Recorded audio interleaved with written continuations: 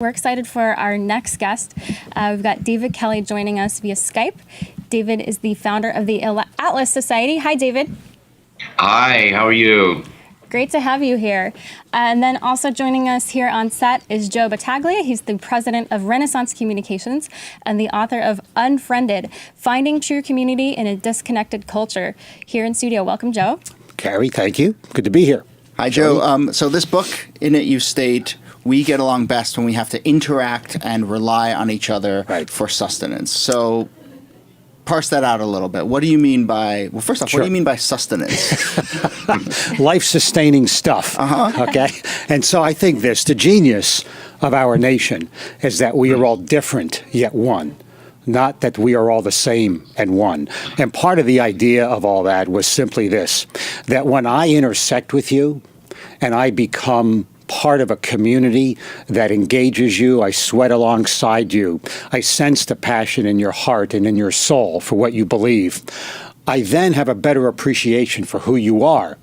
But when the current situation of people who remain online in their own fake communities, everybody's like them, they think the same, they look the same, they act the same, they really deny themselves the opportunity and they create this online emotional detachment from you and me, and therefore you become isolated.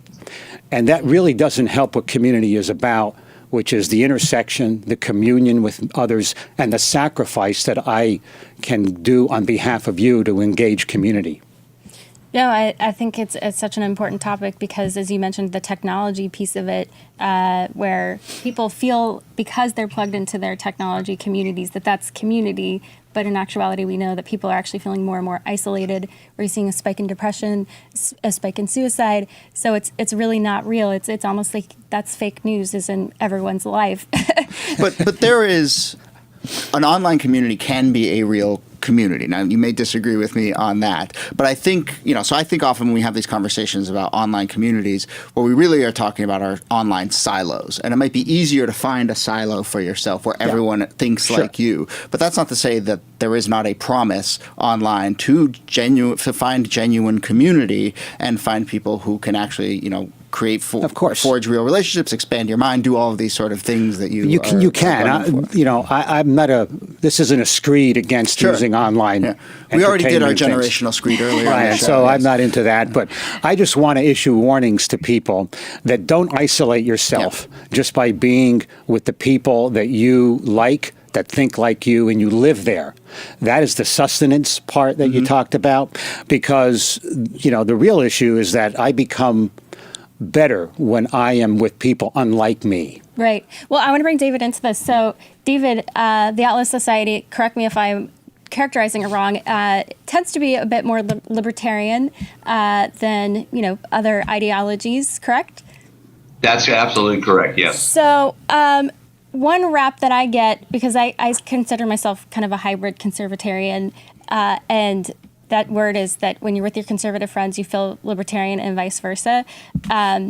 Sometimes I feel with libertarians is that they tend to be sort of these lone wolf creatures, that it's kind of each man or woman for their own. What would you say in response to that as it relates to building community and building these strong social bonds?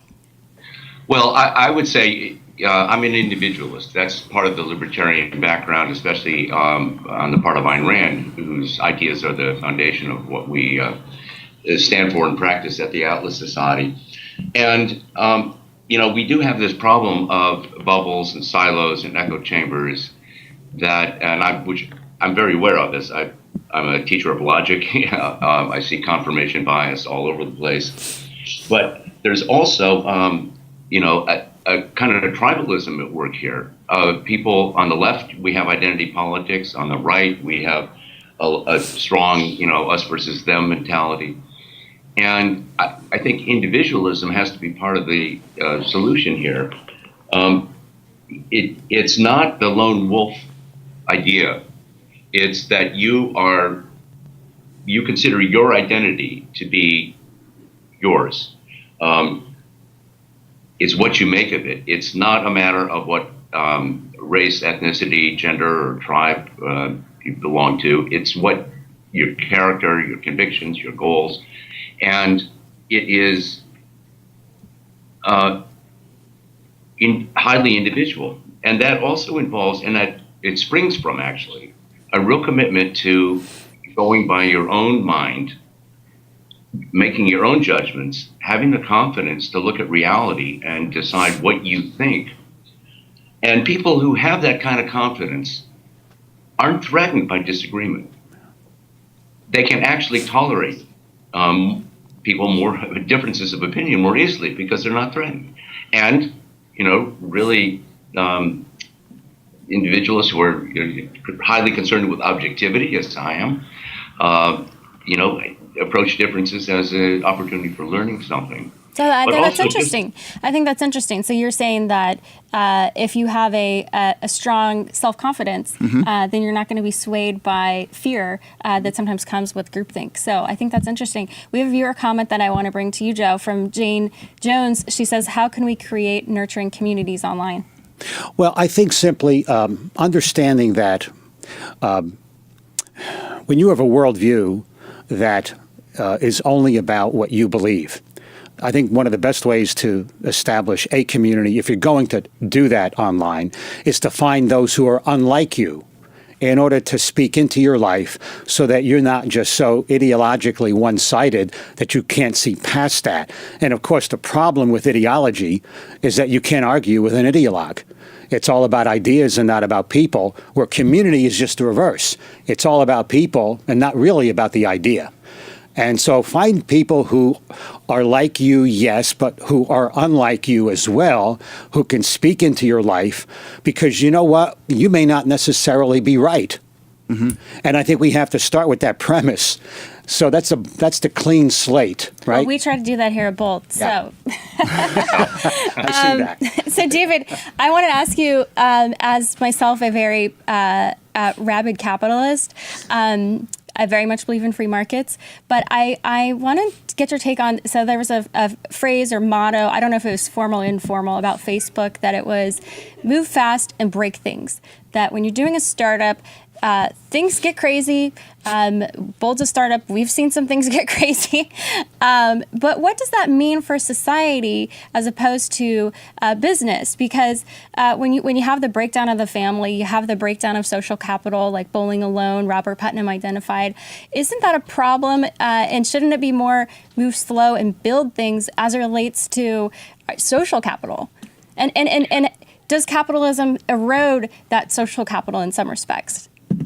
I don't think it has to. I mean, look, going back to the point about individualism, I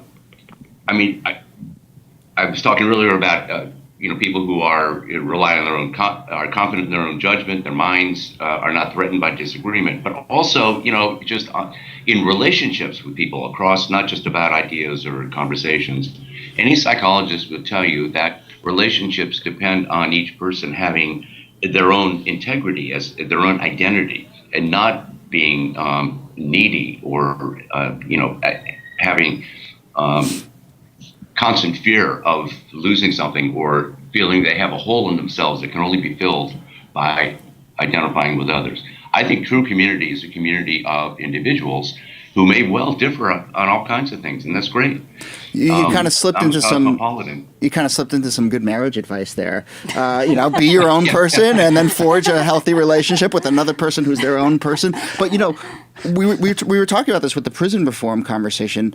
This is another issue on which it really does feel like there is a bipartisan sense on all sides that something is eroding. We are building, echo chambers for ourselves. Confirmation bias is rampant on all sides. So maybe we've found another place where there is common ground, and actually this is common ground is what you're talking about. So, I mean, are you hopeful in a way that all sides can get on board with it? Well, I'm always hopeful. I mean, that's part of the human condition, hope. Without hope, you really have nothing.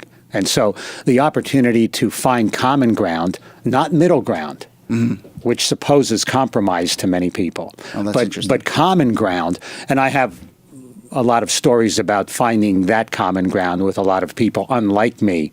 And so I think we have to be hopeful, because that will then spark the opportunity to have civil conversation with people, which is not what we're seeing And I would agree a lot with what David was saying, that being an individual, like I believe I am, it enables me to be secure enough to be able to value what you believe without feeling threatened.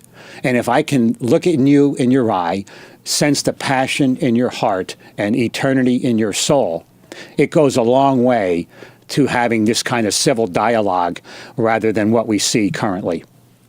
That's a deep note to end on. Yeah. We'll leave it right there. Thanks, Joe.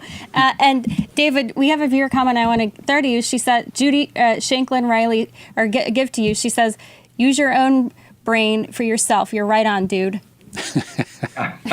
Well, thank you. Thanks, David Kelley, for joining us, and Joe I Battaglia. did, if I could say one other thing though, that I think is important here. You know, in this age of polarization, a lot of people are saying we need compromise. We need to find. Joe, I think Joe's distinction between common ground and middle ground is right. I mean, but the important thing, I do have to disagree that community is more important than ideas. I think communities are based on ideas. The thing about that's so unique and wonderful about America is that our founding principles are not an ethnicity, not just the common language of English. They are the uniting principles of the Declaration of Independence. And that's why we have, over 2.5 centuries now, been such a model of, despite all the problems, a model of melting pot, living together under common principles, but without a common ethnicity. And in that respect, let me remind us all that we've been here before. I came of age in the late 60s and early 70s as a student. That was a time of great polarization. The word was actually, tossed around then, demands for compromise. And the problem was that you can compromise on details, but you should not compromise on principles. All right, David, we got to leave it right there. That's a very, I think this is a modeling of how to disagree civilly. So we just modeled for our viewers. Thank you, David. Thanks to both of you. Thank you. Thank you, Joe. Thanks. Thank you.